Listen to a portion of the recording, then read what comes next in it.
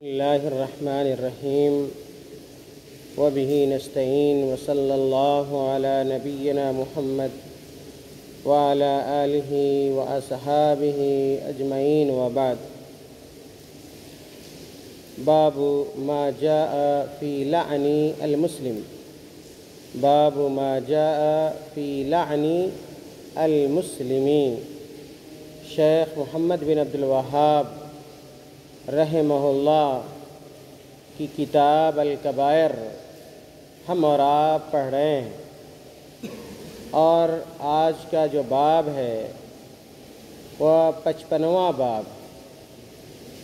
اس سے قبل 54 ابواب ہم لوگ پڑھ چکے ہیں، اور آج کا جو باب ہے وہ 55واں باب ہے۔ اور شیخ رحمہ اللہ اس باب کے ذریعے ہمیں اور آپ کو، دنیا کے تمام مسلمانوں کو یہ پیغام دینا چاہتے ہیں کہ مومن پر لعن طعن کرنا، لعنت ملامت کرنا غیر شائستہ عمل ہے، اور ایک قبیح عمل ہے، اور مذموم عمل ہے۔ اس لیے ہر مسلمان کو اپنے مسلمان بھائی پر لعن طعن کرنے سے، لعنت ملامت کرنے سے گریز کرنا چاہیے، بچنا چاہیے۔ شیخ رحمہ اللہ نے اس باب کے ضمن میں 2 حدیثیں بیان کی ہیں۔ سب سے پہلی حدیث کے راوی جلیل القدر صحابی ثابت بن الضحاک رضی اللہ تعالی عنہ ہیں۔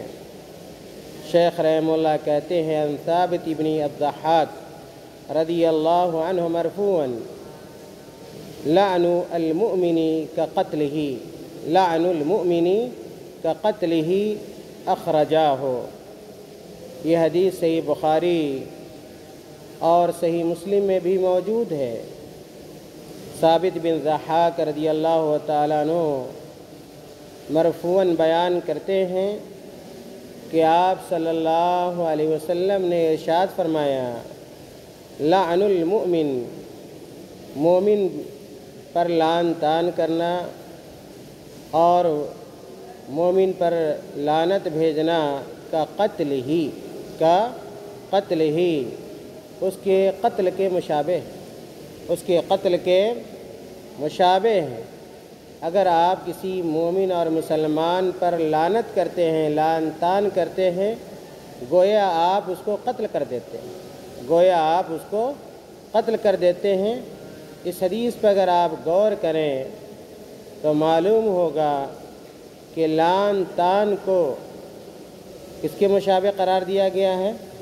قتل کے مشابہ قرار دیا گیا ہے۔ یعنی جو گناہ کسی مسلمان کے قتل کرنے کا